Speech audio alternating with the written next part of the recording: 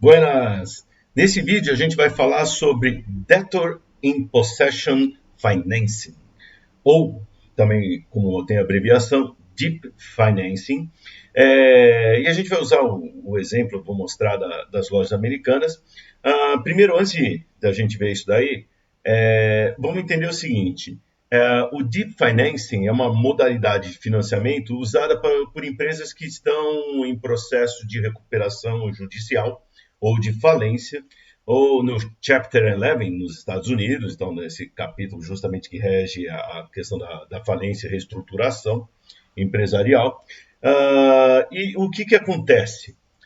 Quando as empresas entram no processo de recuperação judicial ou falência, o que normalmente acontece, e é natural acontecer, os credores tradicionais, como bancos, outras instituições financeiras, fundos de investimento, eles cortam as linhas de crédito. Afinal, já que essa empresa está mal das pernas e pode quebrar, eu, como credor, estou longe da empresa, não quero emprestar dinheiro. E muitas vezes o setor financeiro, essas empresas, esses bancos, esses gestores de fundos, já tem recursos ali com essa empresa que está em dificuldades financeiras, e você não quer aumentar ainda mais sua exposição a esse tipo de empresa, ou a empresa que está nessa situação.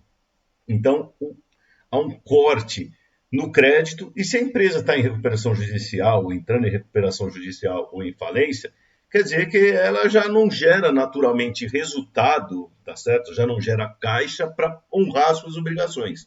Por isso ela depende do crédito ou depende dos seus sócios, dos seus acionistas, para fornecer os recursos financeiros para continuar tocando as operações. Só que como esse processo é rápido, o que acontece? As empresas veem aquela coisa, eu já não consigo gerar recursos para pagar minhas contas. E aí eu tenho o meu dia a dia, o famoso capital de giro. Então, como que eu vou conseguir sobreviver se eu não tenho recurso para gerar aqui, para continuar tocando meu negócio, e os meus credores não estão me emprestando dinheiro? E aí que surge, e muitas vezes os acionistas não têm nem os recursos, ou não querem dar mais recursos também, porque já que a empresa vai quebrar, ninguém quer aportar mais recursos. Então aí surge a questão seguinte, do Deep Financing, que é essa modalidade de financiamento para gerar, por exemplo, propiciar crédito, recursos para a empresa continuar tocando as suas operações, ou seja, recurso capital de giro, ou se já estiver numa fase mais adiantada da recuperação judicial ou do início do processo de falência, até para fazer alguns investimentos para você, por exemplo, resolver a situação da empresa. Vamos desmembrá-la ou vamos tentar recuperá-la, mudá-la de setor ou de ramo de atividade, tá certo? Alguma outra ideia para tentar sair dessa situação. E aí, mas é o seguinte, por que eu vou emprestar dinheiro, esse Deep Financing, se a empresa já está até os tubos de dívidas e tem dificuldades de pagar? E aí é que entra justamente essa modalidade. Essa modalidade, ela acaba ficando acima dos credores atuais, tá certo?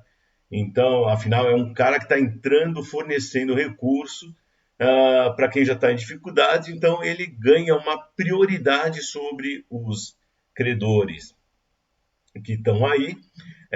Essa prioridade pode ter garantias ou não.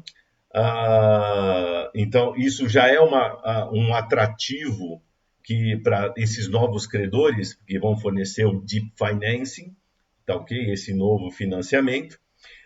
E ele é voltado basicamente para pagar os gastos operacionais, ou se isso numa fase mais inicial da recuperação judicial da falência, ou mais para frente algum investimento, já pensando em o que vai fazer com essa empresa, se vai desmembrá-la, vai fechá-la, vai mudá-la de atividade, tá ok? Esse tipo de financiamento, ele tem que ser aprovado pelo juiz que está sendo responsável pelo esse processo de recuperação judicial e falência, quer dizer, não é assim, a empresa vai tomar mais dinheiro emprestado sem pedir autorização, não. Ele tem que pedir autorização para isso. O juiz, depende da situação, ele costuma autorizar isso para justamente ainda prover alguma garantia para não acelerar ainda mais o processo falimentar da empresa.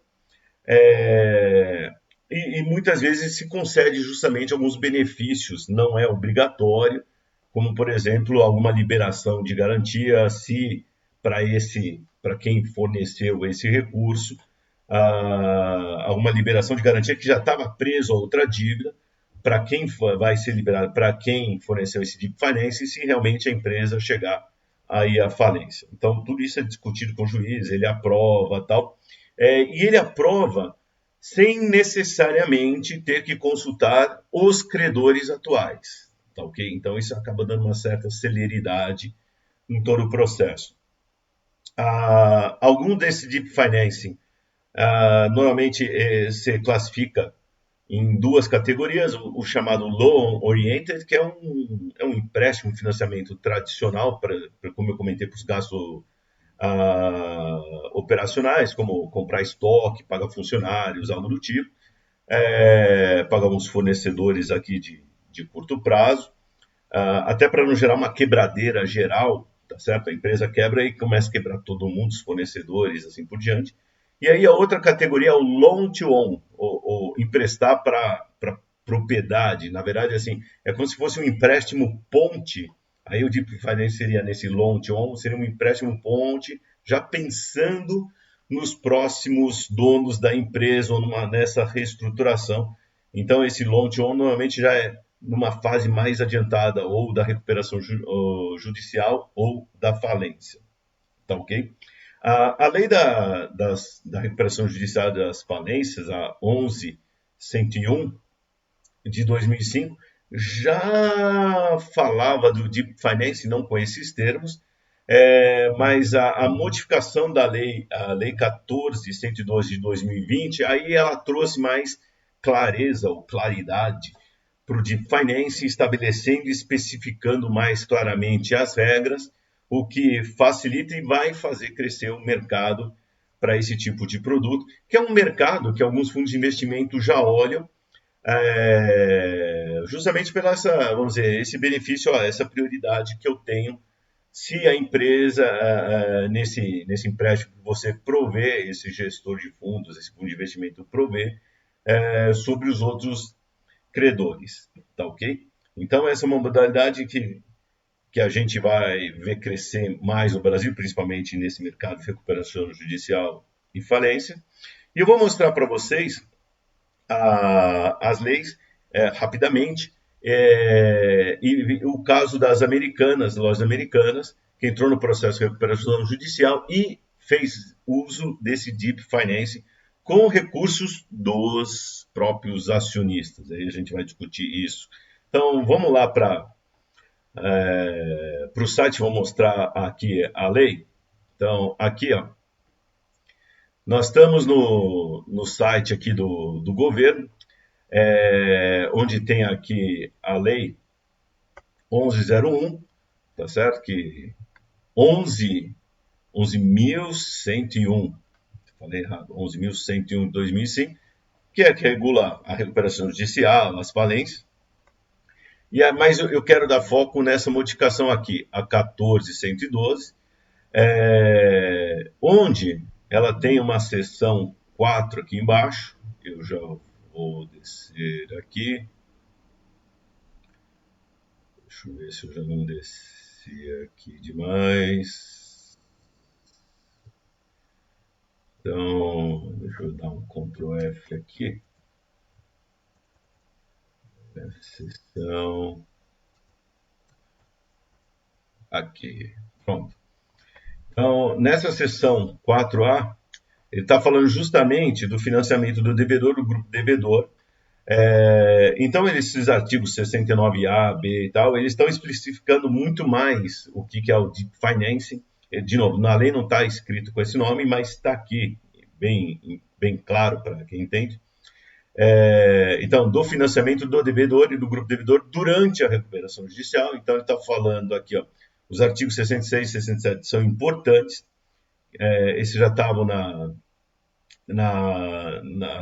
lei das SA, da lei da SSS, não, na lei de recuperação judicial e falência. E aí ele está falando, durante a recuperação judicial, o juiz poderá, depois de ter ouvido o comitê de credores, então ele escuta, tá certo, o comitê de credores, o juiz pode autorizar a celebração de contrato de financiamento com o devedor, garantido pela oneração ou não, ou pela alienação fiduciária de bens e direitos, seus terceiros, assim por diante, tá ok? Para financiar justamente essa reestruturação. Ele não, outro ponto que eu quero, ele não vai alterar assim de maneira assim a ordem e a subordinação dos financiamentos, porém o juiz pode autorizar a constituição de garantias subordinadas sobre um ou mais ativos do devedor em favor do financiador devedor em recuperação, financiador de devedor em recuperação judicial, dispensando a anuência do detentor da garantia original. Então é aquilo que eu comentei, o juiz de repente ele pode falar assim, olha, esse cara que está provendo esse deep finance, ele está ajudando, eu vou pegar ele pediu uma garantia, eu posso pegar uma garantia que está ali, sem pedir autorização para os outros e mudar aqui e passar para esse provedor aí esse novo credor do deep financing. Aqui ele está comentando, caso a recuperação judicial seja convolada em falência antes da liberação integral dos valores da instituição, o contrato de financiamento será considerado automaticamente rescindido. Isso é uma coisa que os advogados que gera uma certa dúvida entre eles, aí eu vou deixar eles discutirem. E aqui, ó, o financiamento de que trata a sessão poderá ser realizado por qualquer pessoa, isso é interessante, inclusive credores, sujeitos ou não à recuperação judicial, familiares, sócios e integrantes do grupo devedor. Isso quer dizer que até o próprio sócio ou acionista da empresa, ele pode prover esse deep financing. E esse é um ponto porque ele fica, vamos dizer, veja, num caso de, assim, a gente tem uma subordinação, ou seja, tem regras de quem vai receber o dinheiro no caso de uma recuperação judicial e falência. Então lá tem ali os funcionários, os credores, e o último fica sempre os sócios acionistas. Só que, por exemplo, se os sócios acionistas, ao invés de eles aportarem mais recursos por uma emissão adicional de ações, se eles proverem esse recurso via deep financing, eles pulam a subordinação e ficam acima dos credores. Isso é um incentivo até para eles colocarem mais recursos, mas também é um jeito deles passarem, entre aspas, a perna e chegar a ficar acima dos credores que estão lá atuais. Então, isso é uma coisa que é meio assim desagradável, ou alguns podem achar desagradáveis, tá certo? E aqui tem mais o artigo 69, que vou deixar depois para vocês lerem. Então, tá aqui as regras do Deep Financing aqui. Aqui só mostrar, eu entrei na CVM, mostrar, olha, tem fundos de investimento, então, por exemplo, Deep Financing 11, esse 11 provavelmente está a ver com o Chapter 11, o capítulo 11 lá da recuperação judicial e da falência nos Estados Unidos. Então, a gente tem aqui no Brasil fundos de investimento. Então, tem aqui, ó, Deep Financing 11, esse aqui que é um fundo multimercado. Esse fundo multimercado investe nesse Deep Financing 11, FDIC, o Fundo de Investimento de Direitos Creditórios. Então, na verdade, é o seguinte, para distribuir para outros investidores, eles usam o multimercado, para comprar os créditos, ou para os créditos provenientes desse financiamento, ficam aqui dentro desse FDIC. Tá, okay? Então, a estrutura que eles criaram e outros fundos criaram para fazer o Deep Financing aqui. E aqui, esse exemplo também, esse outro fundo da JGP Asset Management, que é um Special Situation. Então, o Deep Finance é o que alguns gestores chamam de situação especial, Special Situation. E aqui, vou mostrar para vocês, ó, parte da carteira desse fundo está lá justamente em Deep Finance. Então, tem direitos creditórios, precatórios, e aqui, vou ampliar um pouco mais para vocês verem. Então, aqui, ó, parte também das operações que eles analisam e colocam na carteira são de Deep Finance ou Debtor in Possession.